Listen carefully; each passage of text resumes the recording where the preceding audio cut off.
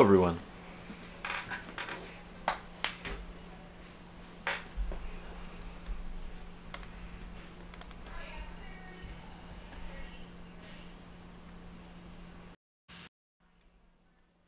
Sorry about the microphone being stupid. I forgot to restart my microphone capturing software. Um, for some reason, I can use the microphone without having the software running, but if I don't at least open it and then close it, the microphone is extremely loud. So um, I'm not sure what the reasoning is on that, but that is not my field of expertise. So we do have some rather casual topics to talk about today, and one of them being something that is actually the first topic I ever talked about on this channel. Not even the first topic after the reboot. This was the first topic that there was ever a video on. There was a video prior to it, which was actually the disclaimer video that I made back when I originally started this channel, just kind of as a interesting way to introduce you to the channel, but now that I look back on it, I'm a little confused by my logic. But the first topic that I ever talked about on the channel was attraction, and specifically, I was talking about my personal theory on how to possibly quantify attraction. Now, this is in as much as possible a somewhat objective understanding of attraction, but the problem with trying to objectify attraction is that it is inherently subjective. So, what I'm planning to do today is try to tweak what I had originally said as my method of describing attraction in a quantity, and make it a little bit more reasonable for that gray area, that subjectivity that we find with attraction. So um, I have the paint window up, and we're going to be having some visual representations as we are doing the description here. So I did put a little link to the previous video that was done on this, I believe 5 years ago. I think it might have been a little bit less than that. I'm not sure. I can't remember the exact time that that video came out. But if you click on the eye icon, you should be able to go check that out. But for those of you who are lazy, I am going to explain what that original process was. So we are talking about attraction. Let me go grab a larger pencil. Watch me spell this wrong. It does have two T's in it, correct?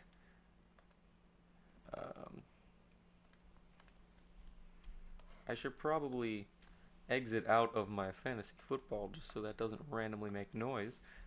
Attraction, I did spell it correctly.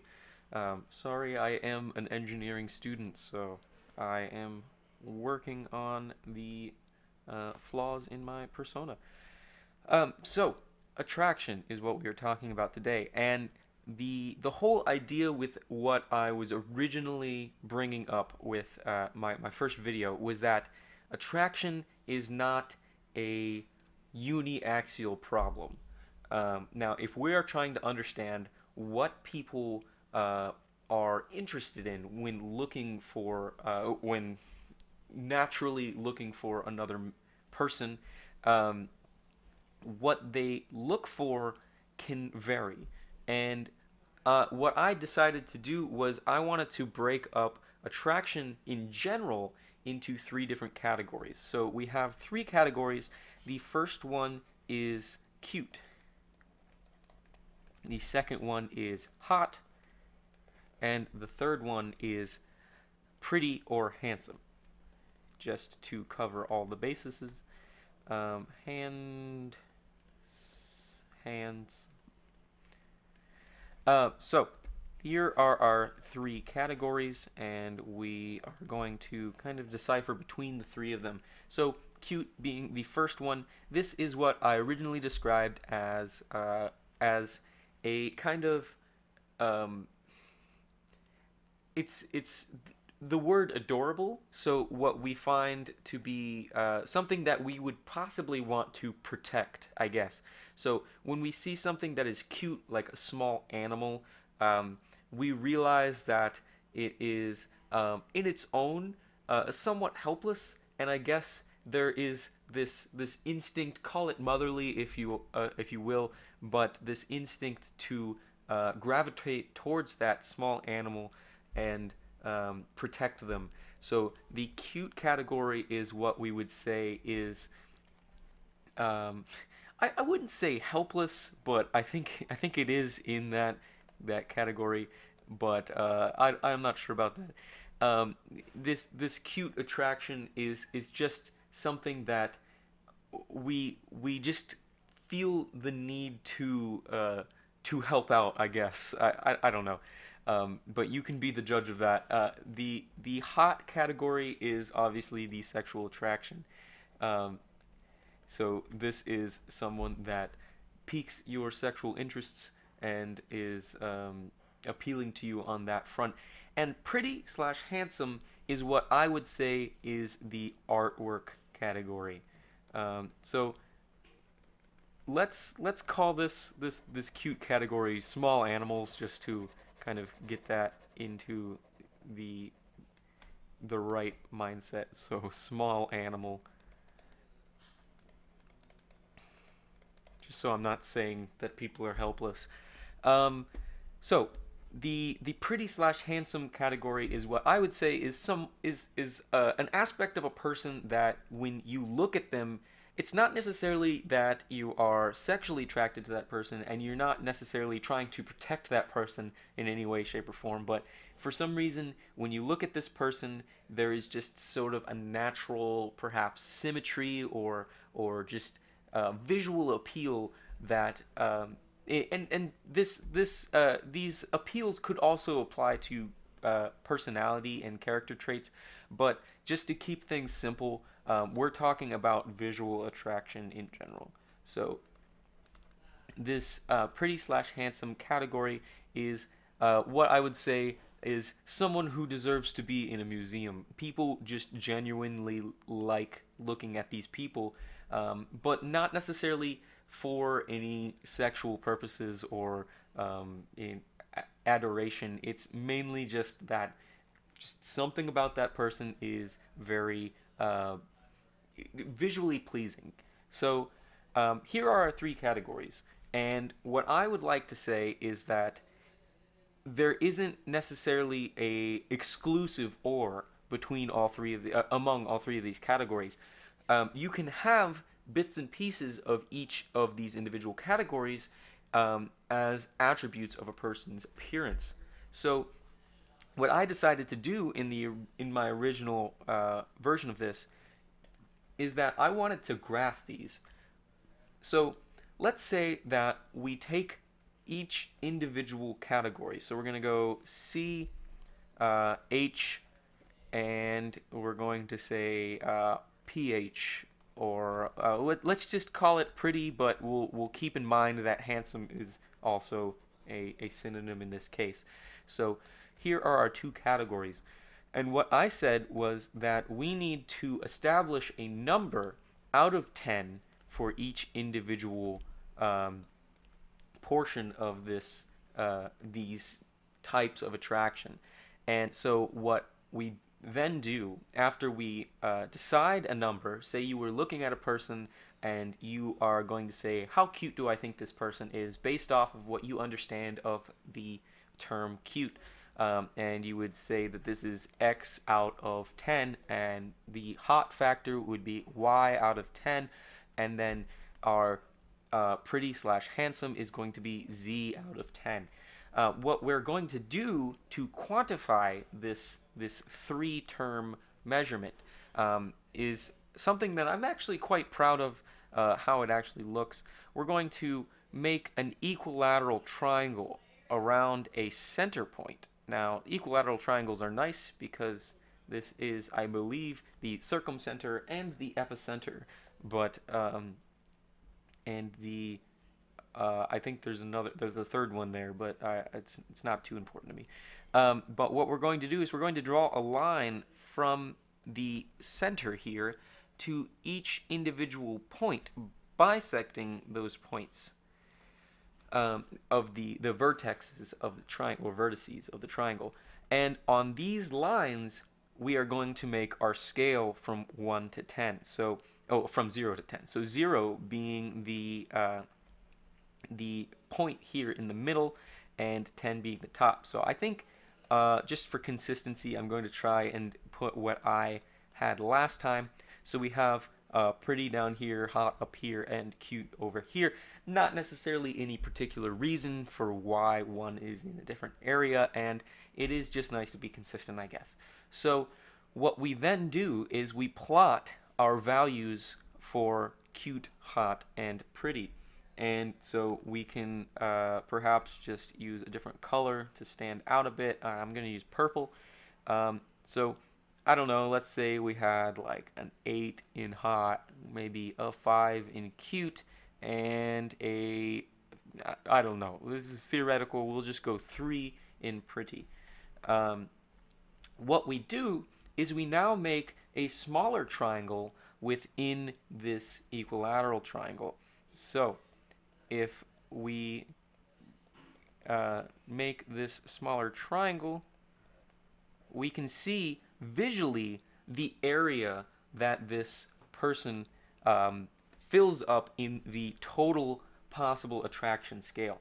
And what this allows us to do is visually see out of the potential attraction that you feel that you could feel towards someone, this is the amount of area they're filling up. So what I did was the equation for solving this, if we create an equilateral triangle with area 10 of any base unit, then we find the area of the inner triangle that is representing the person's overall attraction.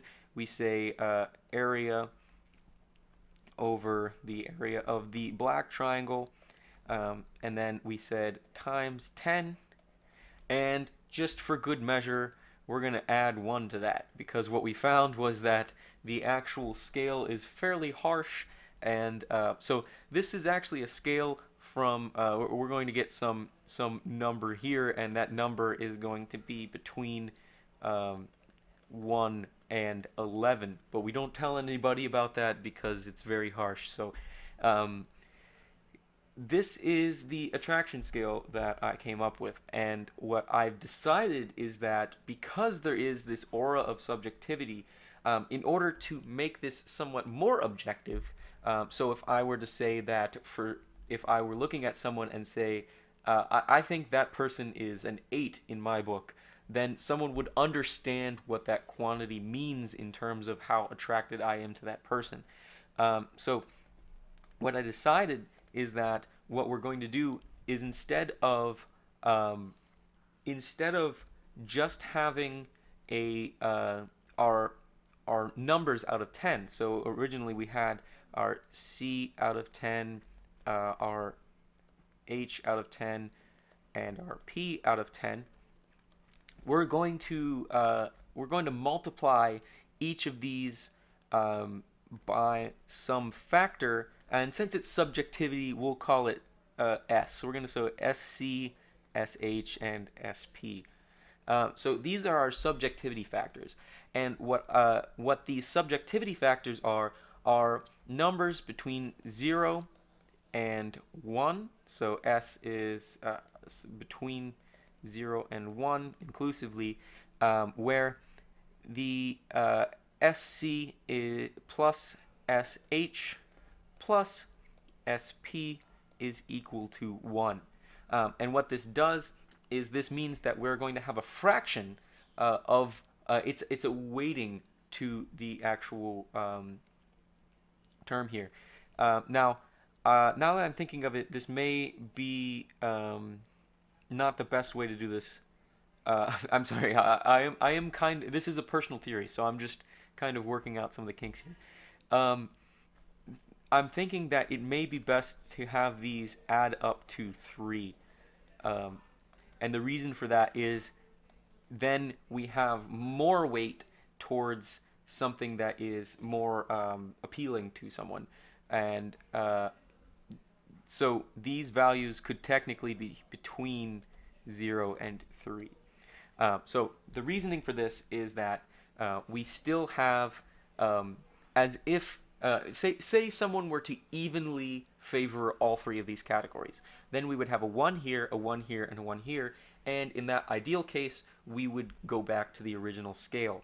But in this case, if for some reason someone were more attracted to pretty people, then this would have more weight than the other two categories, and it would be able to stand out more in the graph. So this is allowing for people to have higher than a 10 in an individual category, which is an interesting idea. But because if we had perhaps a 1.1 weight in the pretty category, and this person was a 10 for that person's understanding, then that number would then become 11, and we could have a higher rating. But we do still consider the same triangle. So we have our equilateral triangle, and if we are talking about the category the situation that I was just speaking about, where someone is more oriented towards pretty, then maybe we have an SP is equal to 1.1, we have an SH is equal to 1, and an SC is equal to 0.9 for this theoretical case. Then if for some reason someone were a perfect 10 out of 10 on that scale, we would have an 11 for the pretty category, we would have a 9 for the cute, and a 10 for the actual area up here. And what we'll find is we now have the new triangle that is available. So this is still a work in progress. If you have any suggestions for making this more rigorous in terms of making it an objective statement when you say that perhaps someone is a 7, then this is something I would definitely be interested in discussing. Now, I just want to make clear, I'm not trying to make people into numbers with this. The idea of it is just to make a way of translating information. So this isn't necessarily applying to any specific gender or in any case like that. This is supposed to be a something that's personal to the person who is expressing these numbers. So that is pretty much it for the touch-up on the attraction scale, although I do feel that I may have raised some more questions than I answered, so who knows, I may end up revisiting this for a third time. So we are going to talk about another topic that is actually just going to be kind of me asking you guys a question.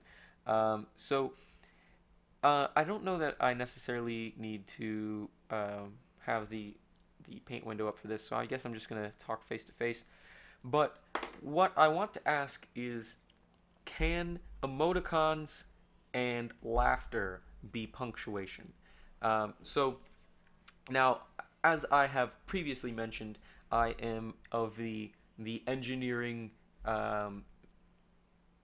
alignment. So in terms of my, I have a pretty strong understanding of the English language, but in terms of the logic that may go down of why one grammatical system is superior to another, that isn't necessarily my area of expertise. So I wanted to propose the question of whether it, I guess on one front, is it socially acceptable to use emoticons as a form of punctuation, or perhaps laughter as a form of punctuation?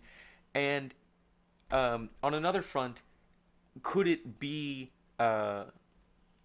could there be a standard way of applying such a form of grammar? So I guess to give you an example, let's say that you were saying one sentence, and then at the end of that sentence you were to say haha and then move on to the next sentence. Would it be necessary in that case to put in a period in order to denote the ending of one sentence? And in that case, where would you put the period? Would it be before the haha? Would it be after the haha? Or would it be a period before the haha and then some other grammatical tool at the end of the haha? The reason I'm asking is that I feel as though the either emoticon or the laughter, in terms of a perhaps a text message or some sort of social media post, is actually acting as that pause in the conversation. So for to fit the internal dialogue of the person that of the reader of such a post or text message, I feel that it is actually beneficial to leave out the punctuation in that specific case, because it is as though the emoticon or the laughter itself is acting as that pause in the sentence before the next subject and verb are introduced. So this is something that I just kind of wanted to bounce off my audience here. If you are interested in further discussion of this, I am very open to any questions, suggestions, or comments added in the comment section below this video. And I guess if we do get enough of a response from this question I'm posing, I will do a follow-up video, and then obviously I would give credit where credit is due for those suggestions. So I just wanted to kind of open this up to a discussion and see what other people had in mind for the topic in general. So that's pretty much everything for this topic of emoticon or laughter grammar. So we are going to bring it back to the Paint page, and we are going to do our random drawing section. So I have my list of random words. Let's count this out here. We have 1, 2, 3, 4, 5, 6, 7, 8, 9 random words to work with. So if we go to our random number generator, I'm going to clear the screen so it doesn't look bad. We're going to get a number between 1 and 9, and we are going to get that random number going. We have the second word, which is mountain. So that is our verb. Sorry, here I go with my grammar. That is our noun. We're going to have our second number, which is 1. The first verb available is the word hissing. And our final random number is going to be the number 4. And if we go 4 down, 1, 2, 3, 4, we have the word bouncy. So that is an interesting combination of words, and we will have to see how these play out in the form of a drawing. So if we have, I guess we can just start by forming some sort of mountain. Now, I am worried that if we have a normal mountain, we may be somewhat stepping on the toes of our adverb. Well, sorry, adjective in this case, not an adverb.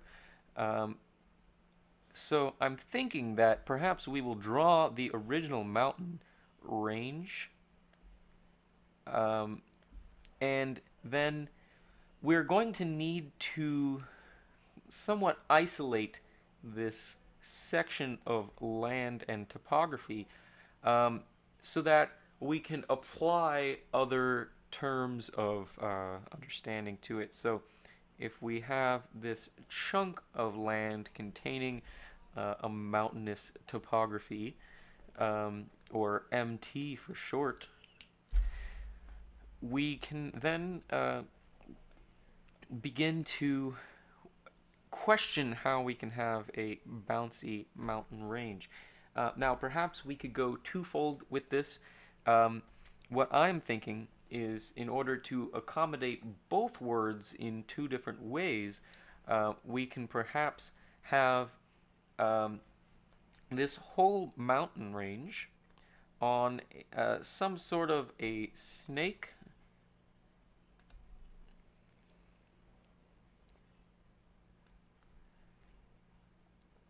And then what I was planning for that was there to be a cobra-like aspect to it, but I feel like it's gonna be a little interesting um, in that department. We'll see how it goes. So here's our snake, and so it is hissing. And then the whole system itself is in the environment of a strange looking trampoline. So if we have this outer ring around here, then what we can do is we can have these lines coming in here,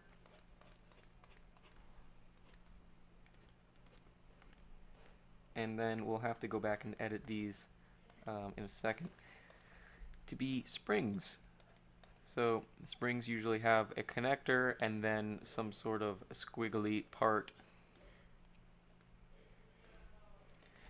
So the mountain is on the back of a hissing snake, which is all on top of a trampoline, but there is something else that makes a hissing noise, and that is something that I would like to refer to as deflation, because it is deflation.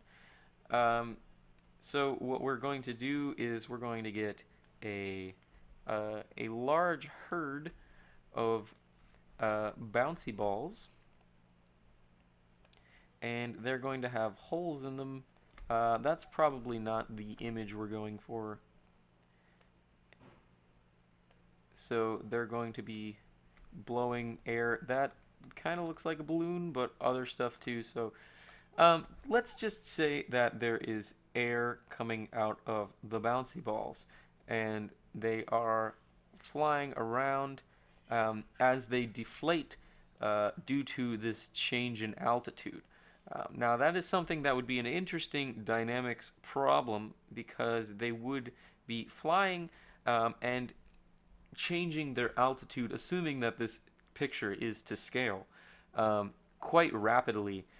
And in doing so, they would expand, but this would also warrant some extra escaping of air. So if there were to be a ball that was escaping, that was deflating in such a manner that it had a upwards velocity vector, it would be gaining altitude while losing air, but that air would be expanding, and we would possibly get a little bit further of a movement in total. So yeah, I think that this is pretty much what we want in our picture. We can probably color some stuff in here. Maybe we can get some darker gray for the cobra, then perhaps a dark red for the neck area. So that's going to be like so. And then our mountain range is going to be a smoky brown color, like so. And then if we continue that, we have our frosted peaks at the top here, and then our bouncy balls are going to be a somewhat deep red color.